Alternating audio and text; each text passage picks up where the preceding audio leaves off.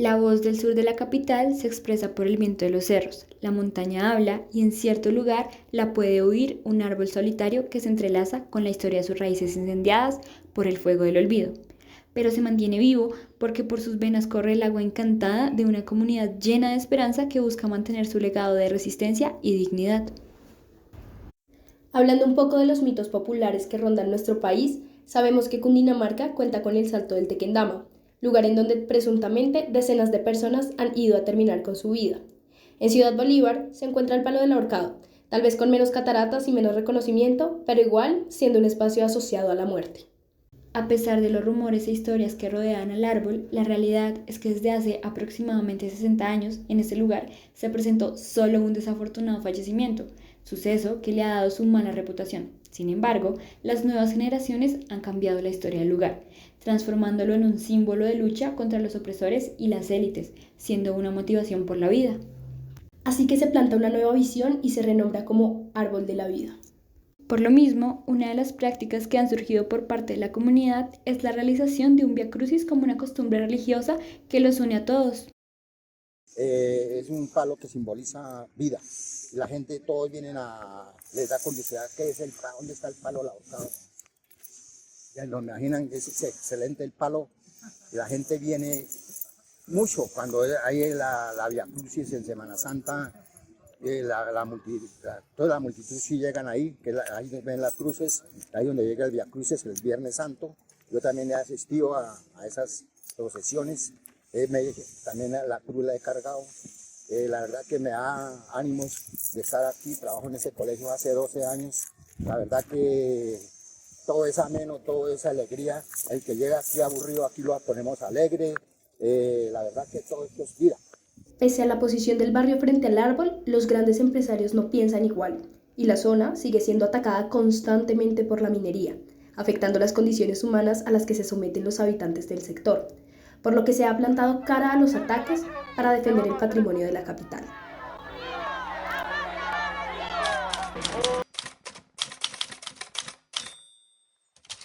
Este árbol definitivamente es un símbolo muy importante en términos de que ha significado, digamos, como memoria en términos de que ha estado ahí desde que antes de que la gente llegara, pero ha permitido también que alrededor de las generaciones se haga un proceso de construcción de memoria histórica a través de la oralidad, porque entonces todo el mundo le ha contado a alguien más o a mí me ha contado mucha gente una historia sobre este árbol, entonces eso permite una dinámica y un encuentro, una construcción comunitaria y cultural muy importante, pero además el árbol también está en medio de un polígono de explotación minera, entonces también resistió la minería, entonces también es símbolo de vida y de resistencia. Entonces, alrededor de todos esos significados es que nosotros decimos, pues parce, este árbol es muy importante, no solamente para quienes vivimos al lado de él, sino para la ciudad, ¿sí?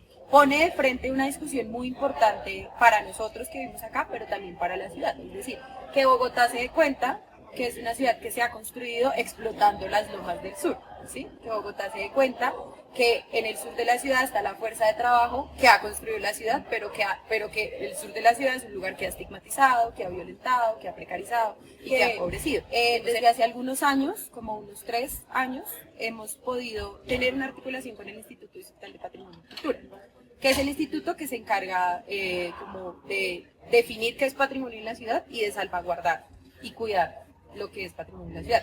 Pero como es un árbol y como que tiene tantas cosas, hay tantas cosas a su alrededor, ha sido muy difícil poder definir cuál podría ser la figura que nos podría ayudar a que se defina como patrimonio y que entonces dijimos, bueno, mientras tanto vamos a hacerlo como patrimonio inmaterial. Entonces estábamos en un ejercicio de poder construir un documento de manera comunitaria, que esto se incluyó en una lista y después de que se ha incluido en una lista se crea un plan de salvaguarda, pero entonces ese plan de salvaguarda estaba a cargo solamente de la comunidad.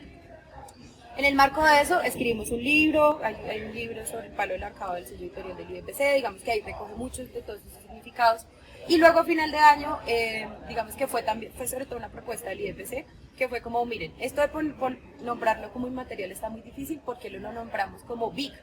BIC es bien de interés cultural y esto sí tiene un peso de norma, o sea, si el árbol llega a ser declarado como BIC, se saca una resolución y esa resolución lo que básicamente significa es que si alguien va a hacer algo al lado del árbol, sí o sí tiene que ir a hablar y a pedir permiso al IEPC. Continuando con nuestro maravilloso recorrido, en cierto puente se llevó a cabo una de las batallas más importantes en la historia de nuestro país. Así es, nos referimos al Puente Boyacá. Y ya que estamos hablando de puentes, uno muy importante a resaltar en la historia del sur de la capital es el Puente del Indio, ubicado en Arborizadora Alta. Tuve la oportunidad de hablar con Michael Ramírez. Él nos dijo lo siguiente. Se trata de una edificación postcolonial que inicialmente, al tratarse de un acueducto, alimentaba a las haciendas de la época. Ha contribuido constantemente de manera significativa a la historia de esta comunidad, salvando y mejorando la convivencia del sector, ya que había una fuerte disputa por el agua. Al construir este puente sobre dicho acueducto, se solucionaron las rivalidades y el conflicto que existía entre dos comunidades indígenas. En el presente, el puente representa unidad entre las culturas. Hace 10 o 12 años se ha ido retomando este espacio que permite conectar con la identidad indígena del sector. Se observa como un lugar en donde hacer memoria. Este puente se elaboró no solo para la permanencia de los muiscas en ese espacio, sino también para la conservación del patrimonio y la memoria de esta cultura, generando que a través del tiempo los habitantes resignifiquen la importancia de la obra conmemorativa, no solo por la historia detrás de ella, sino también por la estética que le da la misma zona. En el Meta pueden tener el Caño Cristales, pero los habitantes de Ciudad Bolívar no tienen nada que envidiarle. Escondida en las montañas de la localidad está situada la laguna La Encantada, que a pesar de encontrarse rodeada de ladrilleras, violencia y olvido del Estado, mantiene una magia imposible de borrar que le da la fuerza a toda una comunidad. La Laguna La Encantada es un humedal que cuenta con 358 hectáreas de bosque seco tropical a sus alrededores.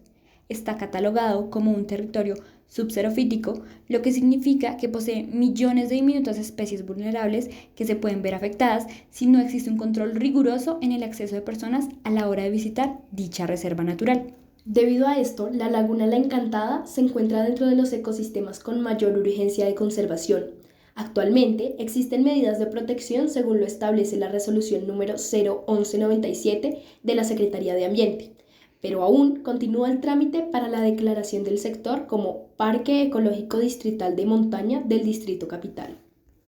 Ciudad Bolívar todavía sigue repitiendo la misma historia todavía, que es la del obrero, ¿sí? La del obrero que satisface a las grandes élites y sigue alimentando a las grandes élites. Entonces eso pasa acá como localidad. La localidad siempre se ha visto afectada por la minería y empieza como ese ciclo de nunca acabar. De yo soy un obrero por nacer en Ciudad Bolívar y enriquezco a la ciudad, pero yo no recibo nada a cambio, pero me siguen explotando. Como la carga ecosistémica de Cerro Seco es muy delicada, la carga ecosistémica es como la forma en la que la gente camina el territorio, es decir, aquí no pueden subir más de 30 personas diariamente, porque si no eso genera algo en el suelo, y empieza a generar algo en el suelo que es las plantas nativas de acá, que son pequeñas, que son bajitas, que son delicadas por su mismo tamaño, empiezan a ser pisadas y empiezan a ser afectadas. Y entonces en vez de crecer se empiezan a reducir y en vez de crecer ellas como nativas empieza a crecer el pasto quicuyo, que es un pasto africano que pues absorbe mucha agua por ser eso, africano. Entonces empieza a afectar otras especies, no por culpa del pasto, sino de la misma gente que a veces no sabe caminar el territorio. ¿Cómo aconsejarías conservar este lugar para que estas situaciones no sucedan nuevamente? Bueno, me voy a poner un poco romántico. Yo le aconsejaría a la gente que primero caminen con el corazón. Creo que a las personas que habitamos el territorio, que sabemos cómo es el territorio, caminamos siempre con el corazón. Creo que eso es lo que nos lleva a hacer cosas como esta, defender el territorio, defender pues las casas contra la minería, la montaña contra la minería, porque caminamos con el corazón y empezamos a entender que el caminar con el corazón también significa aprender de la academia, aprender de otras cosas para poder defenderla, ¿no? Porque pues uno puede ser muy romántico y todo, pero tiene que tener una lógica y una responsabilidad. La reivindicación de significados culturales es posiblemente la parte más importante del recorrido ancestral que se hace al conocer estos lugares. Sin embargo, la conciencia humana acerca del cuidado del espacio, el reconocimiento de las problemáticas ambientales y sociales y la profunda necesidad de resistir desde la cultura, el arte y la información convierten a Potosí en un lugar lleno de sitios ricos históricamente e identitarios culturales que consiguen unir a la comunidad. El primer paso, y nos atreveríamos a afirmar que el más trascendental, es dejar de ver estos espacios como sitios turísticos o obras sociales y empezar a darles el lugar que se merecen, el lugar de reliquias y unidad que representan para los bogotanos. Este producto audiovisual ha sido una mirada profunda y conmovedora sobre el reconocimiento y la forma adecuada de pensar en los lugares emblemáticos. A través de entrevistas con expertos, testimonios de personas de a pie y material de archivo, hemos logrado comprender con mayor profundidad la verdadera intención de los movimientos sociales por la defensa de dichos lugares y el cómo afecta a las personas en diferentes partes de la localidad y de Bogotá. Al final, queda claro que el tema es complejo y multifacético. Sin embargo, este video ha proporcionado una gran cantidad de información valiosa y ha abierto la puerta a una discusión más amplia sobre el tema.